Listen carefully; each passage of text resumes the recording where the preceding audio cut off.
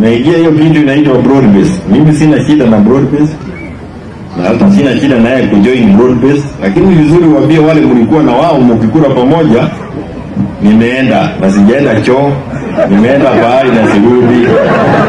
Wewe sasa hesabu baba ako na CS wangapi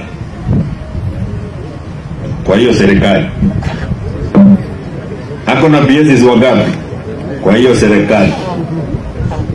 Ako na parastato gapi kwa hiyo serikali? Ni kamati gapi zinaongozwa na wana ODM kwa hiyo bunge? Budget ndio hiyo ilienda juzi na zile zingine. Kwa hiyo kama mnasema mambo ya mageuzi ya serikali, mtu mwenye amefanya kuu kwa Ruto ni baba. Hiyo serikali amepindua. Akiondoka itakuja imegoga chini kama mavi kama kinyesi ya ng'ombe. Baba ndiye kusema. Wacha tuseme ukweli. Wakati nilikuwa nimevaa sufuria, baba ukimwambia ate watakutana na Ruto,